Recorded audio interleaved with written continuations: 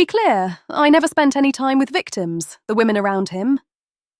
That was Bill Gates, yesterday, standing in front of the staff at his own foundation, trying to explain why the world's most famous philanthropist spent years meeting with the world's most notorious predator. He admitted to 2 affairs. He apologized for bringing foundation executives to meetings with Jeffrey Epstein. And he said what so many powerful men have said before him: I saw nothing. And this comes after weeks of Epstein fallout. Prince Andrew arrested on his birthday, Peter Mandelson arrested, and now a former Prime Minister of Norway in the hospital after a suicide attempt. The dominoes are not just falling, they're accelerating. This is Zeitgeist. Tonight, the Epstein reckoning comes for Bill Gates. Trump delivers the longest State of the Union in American history. Nvidia just made $43 billion in 90 days, and the clock is ticking on Iran. So here's what happened. According to the Wall Street Journal, Gates held a town hall with Gates Foundation employees on Tuesday. He does these twice a year, but this one was different. The Epstein files, 3 million pages released on January 30th, contained emails Epstein wrote to himself, claiming Gates had contracted an STD and requested antibiotics to secretly give to his wife, Melinda.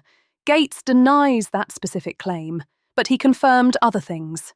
What exactly did he confirm? 2 affairs, one with a Russian bridge player he met at bridge events, the other with a Russian nuclear physicist he met through business. The Epstein files had already hinted at this. There was that email where Epstein referenced consequences of Gates's relationships with Russian women. Epstein even tried to extort Gates over the bridge player affair after Gates refused to join a multi-billion-dollar charity fund Epstein was trying to set up. So Epstein was using the affairs as leverage? That's the picture. Gates told his staff he started meeting with Epstein in 2011, 3 years after Epstein had already pleaded guilty to soliciting a minor. Gates said he was aware of some 18-month thing that had limited Epstein's travel, but he didn't properly check his background. He said Epstein talked about intimate relationships he had with a lot of billionaires, particularly Wall Street billionaires, and that he could help raise money for global health. And here's the line that tells you everything. Gates said the fact that other prestigious figures attended those meetings made it easier for me to feel like this was a normalized situation. That's the mechanism, though, isn't it? That's how it always worked. Nobody's the first one in the room, so everybody thinks it's fine. Exactly, and Gates acknowledged this was the opposite of the values of the foundation. The foundation handles global health on a massive scale. It's reputationally sensitive, and now it's directly tainted. A spokesperson said Gates spoke candidly and took responsibility for his actions. But here's the thing. Taking responsibility and facing consequences are very different things. Now, the other Epstein story that broke this week is genuinely shocking. Thorbjørn Jagland, the former Prime Minister of Norway, who also served as Secretary General of the Council of Europe, was hospitalized last week after an apparent suicide attempt. This came just days after Norwegian authorities charged him with gross corruption linked to his contacts with Epstein. A former Prime Minister, the former head of the Council of Europe. This is not a minor figure. No, it's not. And when you step back and look at the last month, 3 million pages released, Prince Andrew arrested on his 66th birthday, Peter Mandelson arrested, Goldman Sachs' top lawyer resigned, Bill Gates publicly confessing, and now a former head of state in the hospital. The Epstein files are doing what people said they'd never actually do. They're producing real consequences. Whether those consequences go far enough is another question entirely. But the era of "I went to dinner but I saw nothing" is starting to cost something. Meanwhile, back in Washington, Trump just gave a speech that lasted 1 hour and 47 minutes. That's the longest State of the Union in American history.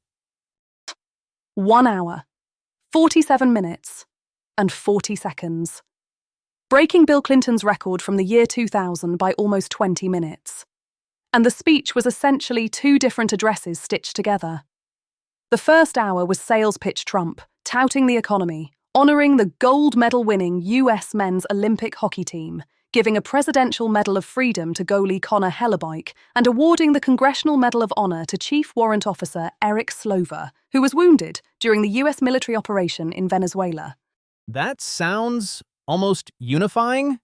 For about 45 minutes, it was, and then Trump pivoted hard. He started attacking Democrats directly from the podium. These people are crazy. Democrats are destroying this country. He claimed, cheating is rampant in our elections, which has been debunked by every investigation and court ruling. He said Democrats caused the affordability crisis. He called the Supreme Court's tariff ruling unfortunate, which is notably restrained for a man who previously called the dissenting justices an embarrassment to their families.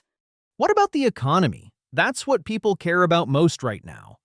He called it the roaring economy and said it was roaring like never before. He pointed to lower gasoline prices, the stock market, and prescription drug costs. But here's the disconnect. Only 39% of Americans approve of his handling of the economy, according to AP NORC polling. A majority say the country is worse off than a year ago.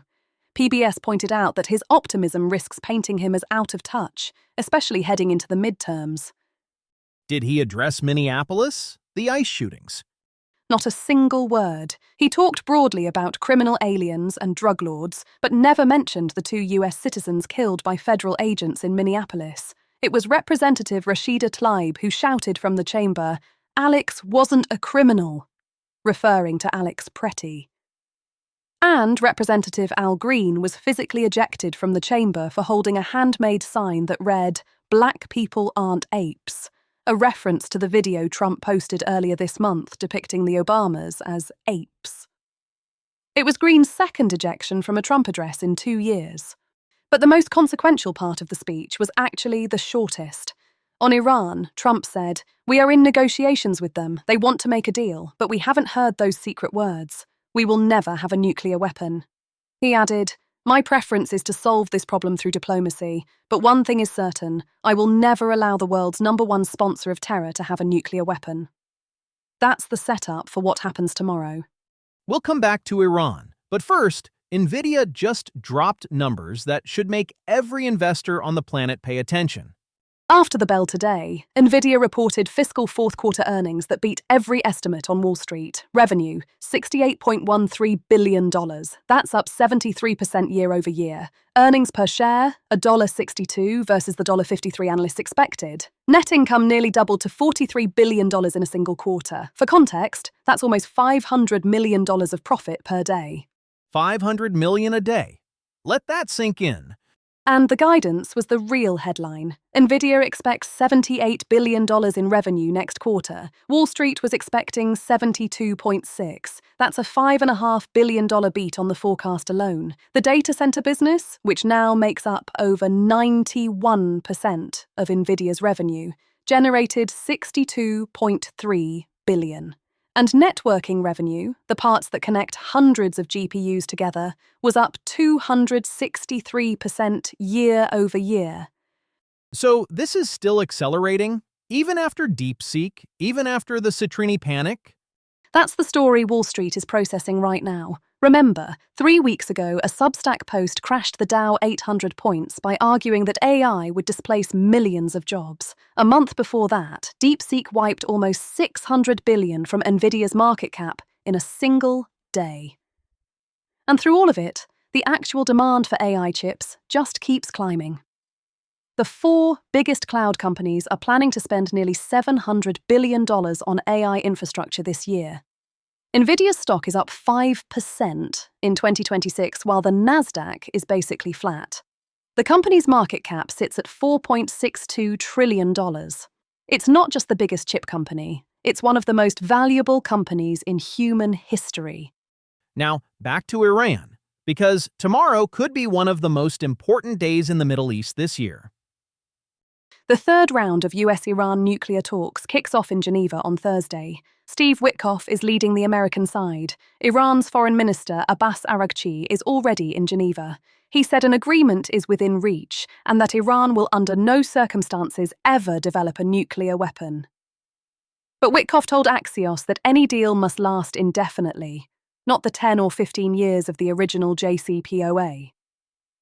Meanwhile, 6 additional F-22 stealth fighters are moving toward the Middle East. The USS Gerald Ford Carrier Group is in the eastern Mediterranean, and Hezbollah has signaled it will not intervene if the US carries out limited strikes on Iran.